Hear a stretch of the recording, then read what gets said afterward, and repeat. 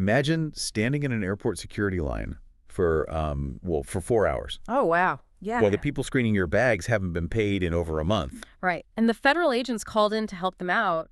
They aren't even trained to use the X-ray machines. Exactly. It sounds like, a chaotic disaster movie script. It really does. But I mean, that is the literal reality travelers are walking into right now. Welcome to the Deep Dive. Today is March 27th, 2026, and we are looking at a massive crisis. The Department of Homeland Security is currently locked in a 42-day partial government shutdown. 42 days. That's just a massive breakdown in the system. It is.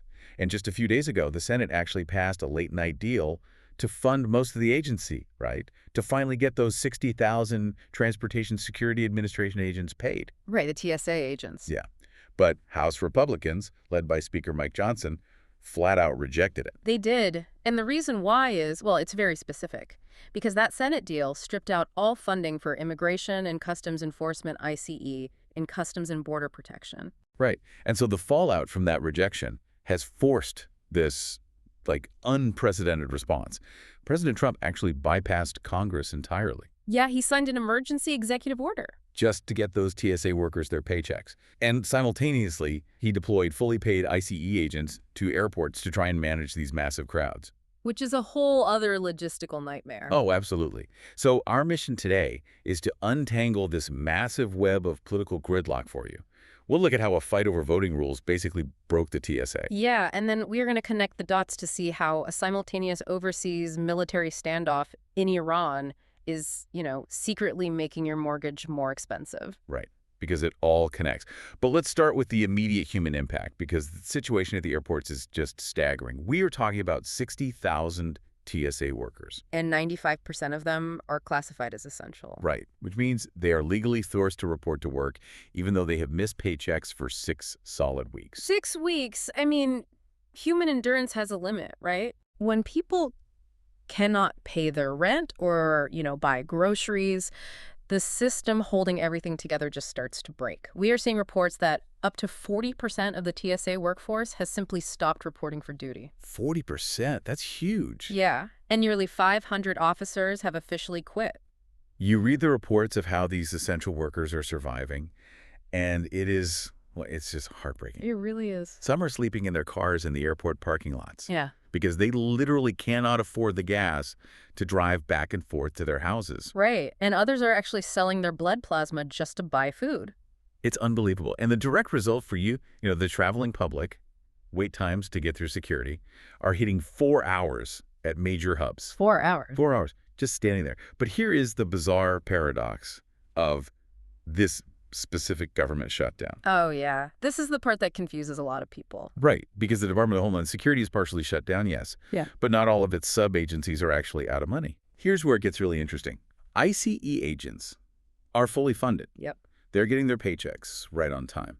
But wait, I'm confused. How does an agency have money when its parent department is totally broke?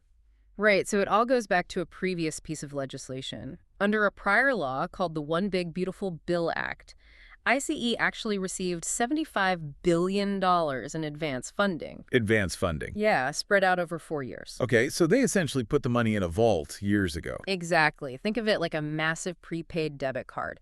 That money was already locked in, signed, and allocated. Ah, I see. So while the TSA's funding expired and actively requires Congress to pass a new budget to refill their bank account, ICE's funding is completely insulated from this current legislative deadlock. They already have their money. They do. Okay, so the president sees the 4-hour lines, he sees the TSA workers quitting, and he decides to deploy these fully paid ICE agents to the airports to help out. Which, on paper, sounds like shifting resources to plug a hole, right? Right. But in practice, it's like paying the security guard at the front door of a club, but refusing to pay the bouncers inside. Yeah. And then asking the front door guy to jump in and check IDs, work the metal detector, and manage the crowd, even though he isn't trained for any of it. That is a perfect analogy. And former border SAR Tom Homan admitted this openly on television. Really? What did he say? He clearly stated that ICE agents are simply not trained to operate airport X-ray machines. Oh, yeah, why would they be? Exactly. They do not know how to read the scans for prohibited items. So their actual utility at the security checkpoint is incredibly limited. So what are they even doing there? They are mostly being used to secure the exit lanes or, manage the physical lines. They aren't actually screening passengers or looking for threats. Okay, I have to push back here on the mechanics of this shutdown because this is wild. Sure. Why can't Congress just agree to pay the people actively doing the work? Yeah. I mean, the Senate literally passed a bill to pay the TSA. If everyone agrees airport security is a basic, necessary function, what is actually blocking the checkbook in the House of Representatives? Well, because in Washington, especially during an election year, funding bills are rarely just about money. Right. They are the ultimate leverage. When a bill becomes an absolute must-pass emergency, like reopening the airport so commerce can flow, lawmakers know it is their absolute best chance to force the opposing party to accept policy changes. Changes they would otherwise completely reject on a normal Tuesday. Exactly. So they are basically using the TSA agents as a human shield to pass policies. That is the political reality of it. The checkbook is closed because both sides are trying to attach their biggest ideological priorities to the very pen needed to sign the checks. Wow. Neither side is actually fighting about the TSA in this specific bill. Okay, let's unpack this. What exactly are these ideological priorities? How did a basic budget bill to keep airport security running turn into a massive battleground over police tactics and voting rules? It's a huge leap, right? So let's look at the Democratic demands first. Okay. Their focus is heavily on strict operational guardrails for ICE, and this stems from a very specific and tragic catalyst. Right, the incident in Minnesota. Yes. Recently, 2 U.S. citizens, Renee Good and Alex Pretty, were killed during a federal immigration crackdown in Minnesota. That event sent massive shockwaves through the country. It really did. So in response to those deaths, Democrats are demanding that any new funding for the Department of Homeland Security must include sweeping fundamental reforms to how ICE operates. What kind of reforms are we talking about? Well, they want federal law to require immigration officers to obtain judicial warrants before they can enter private property. Okay, warrants. That makes sense. Right. And they are demanding mandatory body cameras for all agents. And didn't they also want to ban officers from wearing face coverings or masks? Yes, exactly. They want to force them to visibly display their names and ID numbers at all times. Okay. Furthermore, they are pushing for a strict ban on any immigration enforcement operations near what they call sensitive locations. Like where? That includes places like schools, hospitals, and churches. Democrats view these demands as basic, non-negotiable human rights guardrails to prevent future tragedies.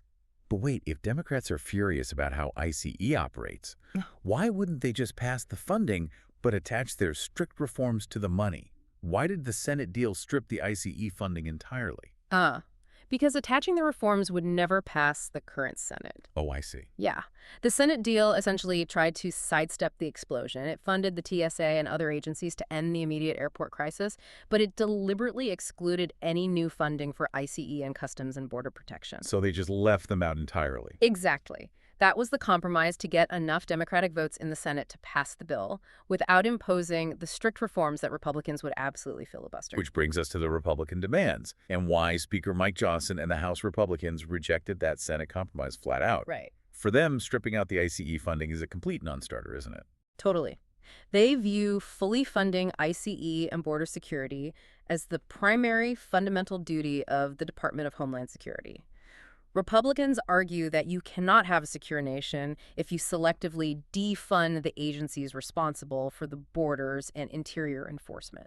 That makes sense from their perspective, but they are taking their leverage a step further, aren't they? They are. They don't just want ICE funded. They want to attach a completely separate piece of legislation to this must-pass funding bill. And this is the Save America Act. Yes, the Save America Act. Okay, so what does that actually do? It would mandate strict photo voter identification requirements nationwide. Wow, nationwide. Yeah. Republicans view this as absolutely essential for election security and preventing voter fraud.